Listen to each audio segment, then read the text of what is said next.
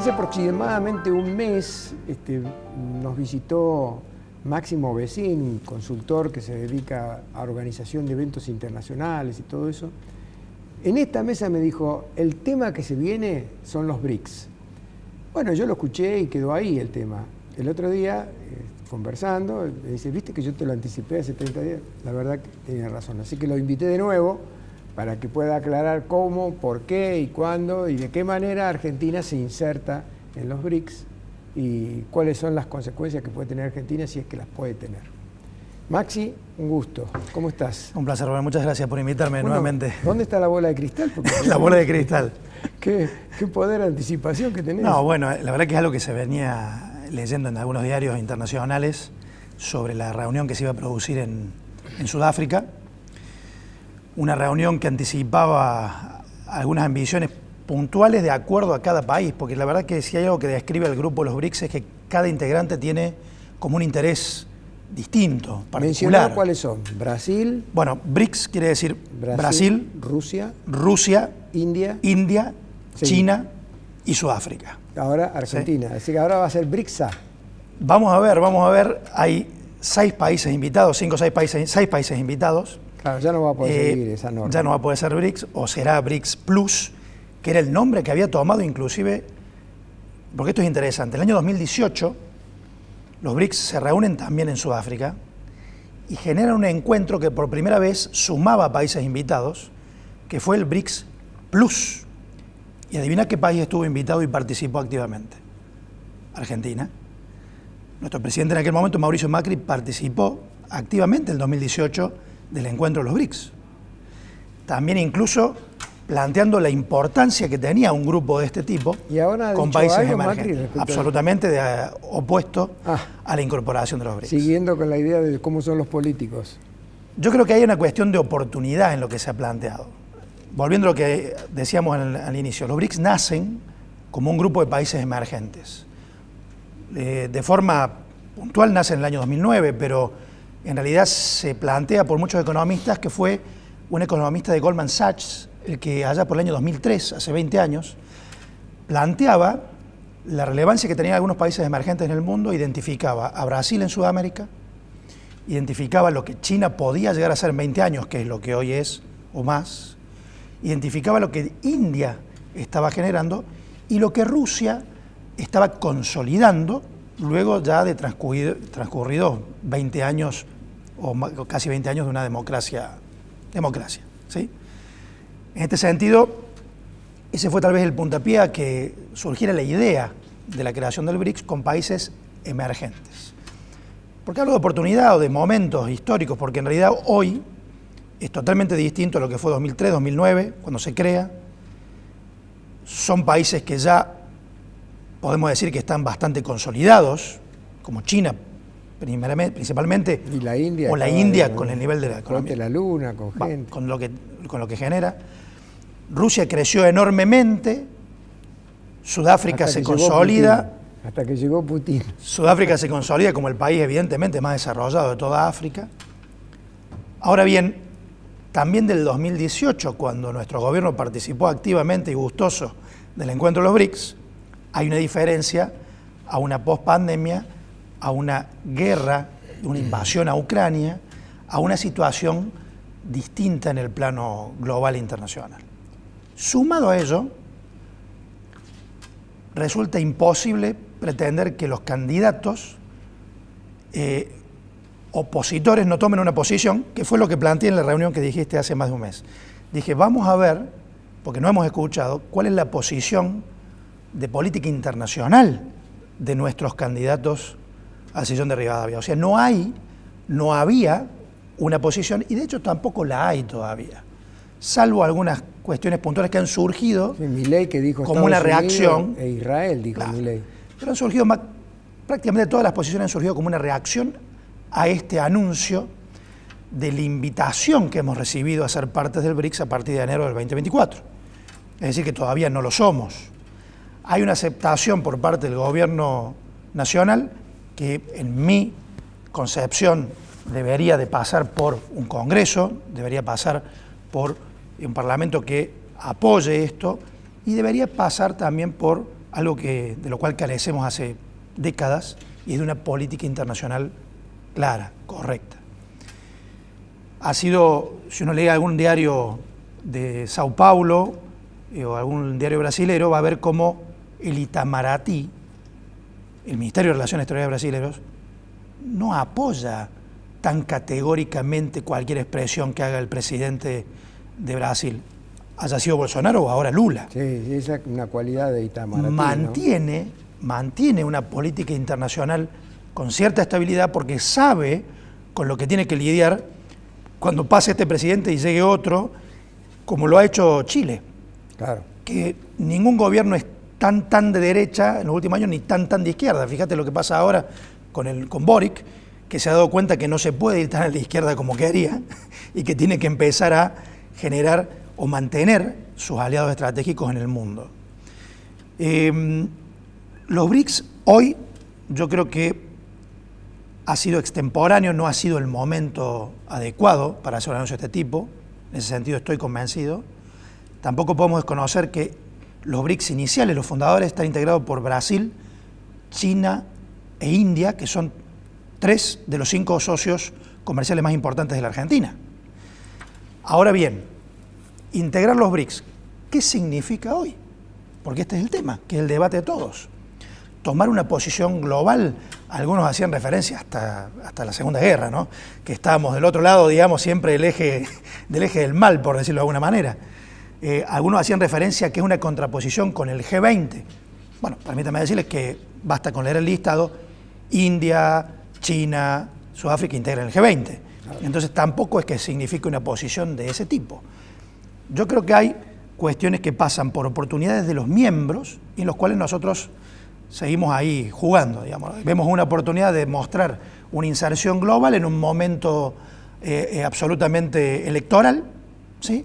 Contale al televidente la suma de los PBI y el PBI argentino dentro de los BRICS. Bueno, hace poco se anunció, cuando se anuncian los países que van a integrar, los nuevos países que se van a sumar, donde está Argentina, donde está Egipto, donde está Etiopía, donde está Irán, donde está Emiratos Árabes y Arabia Saudita. Resulta ser que en ese conjunto de países, el país más importante desde el punto de vista del PBI es Argentina.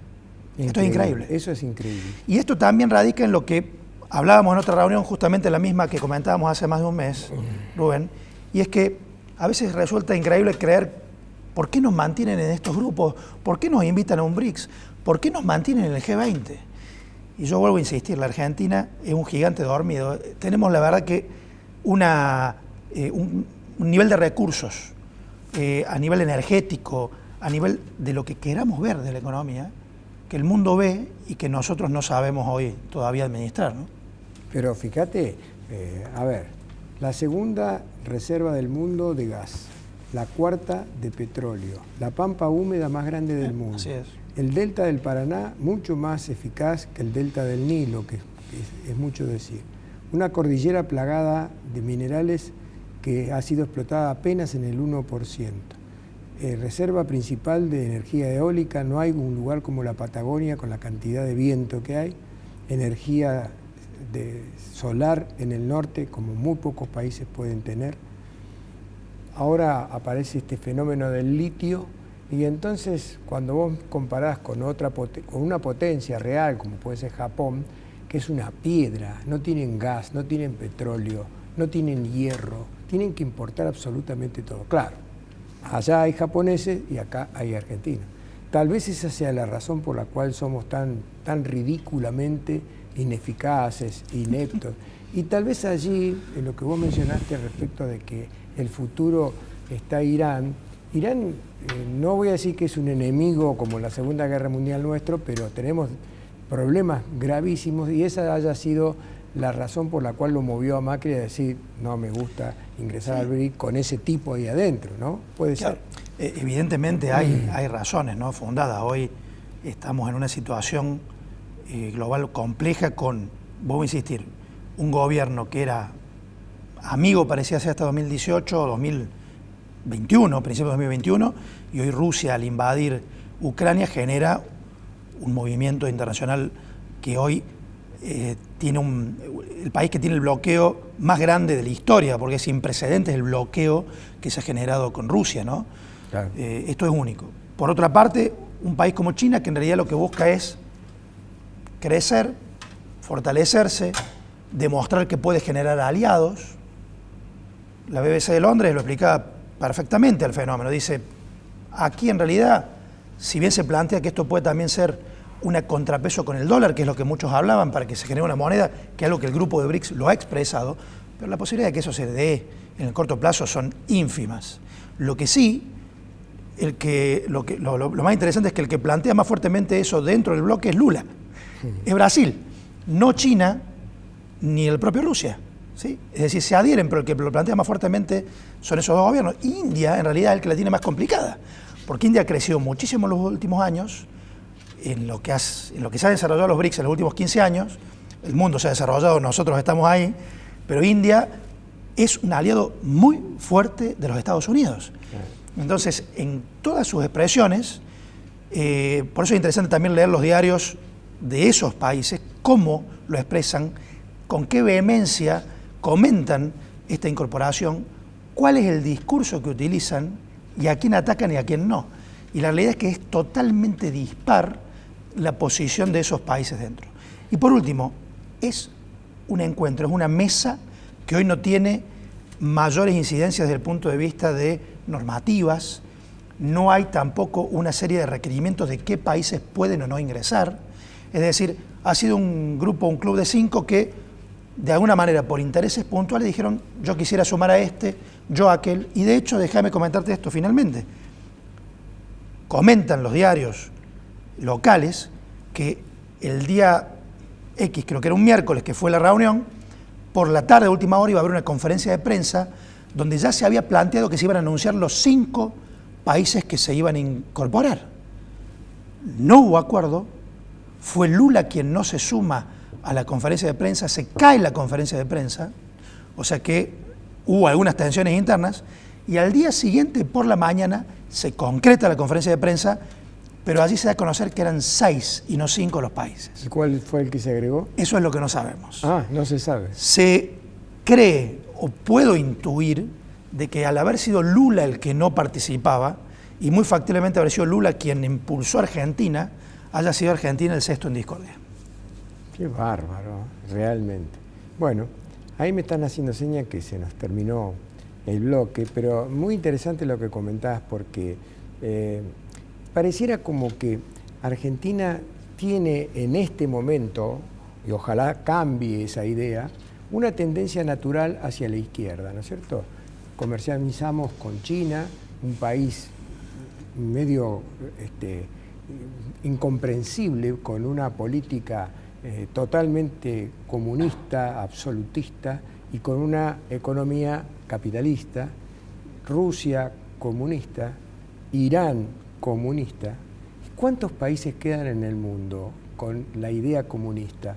Hoy toma a los 40, 50 países más desarrollados del mundo, ¿qué modelo de gestión están llevando adelante? El modelo que hablábamos al principio del programa con Agustín Echevarne, el modelo liberal, la economía de mercado capitalista. ¿Cuántos países comunistas quedan? Recién mencioné China, Rusia, Irán, le agrego Corea del Norte, Cuba, Venezuela y Nicaragua. 7, sumarle 3 más que yo me estoy olvidando, 10 países sobre 200. El resto está hoy yendo hacia el liberalismo. Por eso mi empeño en, a través de este programa, explicarle a la gente cuáles son los dotes que tiene el liberalismo. Yo creo que no quedan dudas con respecto a eso, y me permito decir que quien ponga en duda lo que estás planteando carece de todo nivel de formación, porque en realidad hoy quien viaje a China o quien haya tenido la oportunidad de ir a Moscú, como tuve la oportunidad hace poco tiempo, se dará cuenta de que son estados que han abrazado al capitalismo con una fuerza impresionante, y donde lo que sí se han encumbrado son gobiernos que yo digo de derecha, o por no decir de extrema derecha, que manejan la izquierda. Claro.